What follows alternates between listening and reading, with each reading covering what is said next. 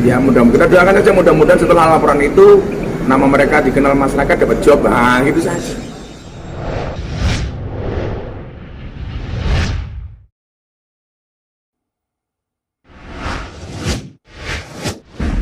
Senyum aja lah. Laporannya mau dilaporin apa? Yang saya hina siapa, yang melaporkan siapa. Makanya yang dilaporkan salah apa? Kenapa saya sama Atta nggak nanggapi ya? Karena bagi saya itu halu saja.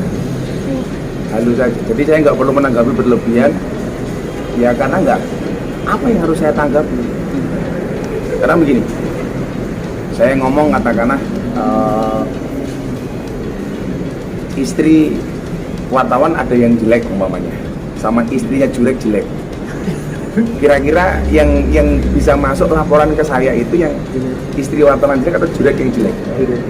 Saya nyebut nama enggak? Enggak yang dukun saya nyebut nama enggak ada. Kita enggak nyebut nama sama sekali.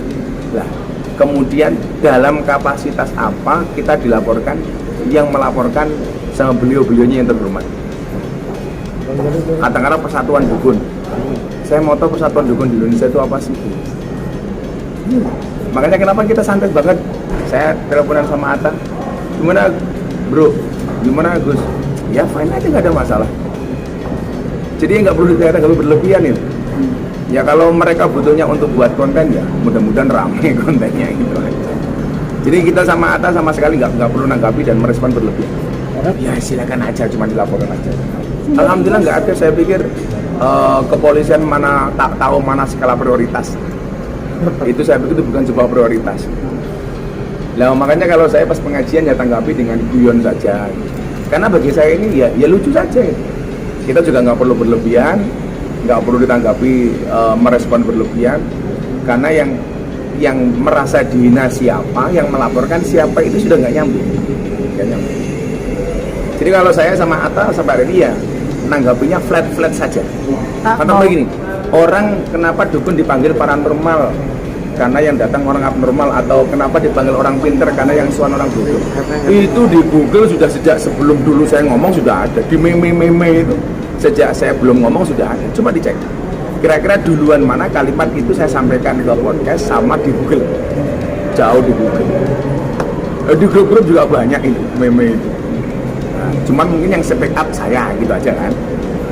Kalau itu kemudian banyak yang tersinggung, kadang-kadang dikira kita nyinggung anti kepada mereka yang kebal. Saya bilang sama Atta, kalau kamu punya duit, wow, jangankan kebal fisik, kebal hukum juga bisa. Tak bilang itu guyonan sarkas saja sebenarnya kepada orang-orang yang sangat memuja-muja dengan ilmu-ilmu seperti itu. Nyatanya begitu dipraktekkan juga banyak yang terluka. Makanya yang mendingan anti miskin. Wartawan anti baca nggak dapat berita ya miskin. Wah ya kalau dipanggil kita jangan. Kan ini sih juga mau membuat Polri, tapi dalam rangka yang lain. Dalam rangka ada silaturahmi, ada teman-teman pejabat yang pengen silaturahmi dan mendengarkan tausiah dengan cara saya ya saya enggak. Jadi kalau dipanggil ya silakan. Tapi saya pikir kawan-kawan kita penyidik yang terhormat ini pasti tahu ini apakah memungkinkan untuk dipanggil atau seperti apa. Kan yang namanya orang laporan kan bisa ditindaklanjuti, bisa tidak, tergantung materinya. Nah, kalau memang tidak masuk unsur ya untuk apa kalau seandainya ya dipanggil ya kita datang. Apa yang menjadi keberatan Firdaus? Gak beralasan. Saya posting sesuatu di medsos, apapun kontennya, mau saya lanjutkan atau saya take down, itu kan hak saya. Lagian saya mendengar dari Atta yang bersangkutan diundang juga dapat fee-nya kok itu. Artinya saya dulu punya acara di TV, pihak TV kan juga punya wewenang apakah yang sudah kita tapping itu mau ditayangkan apa enggak, atau sudah ditayangkan kemudian di take down, kan ya sah-sah saja. Salahnya di mana? Kalau kemudian Atta, Gus ini mungkin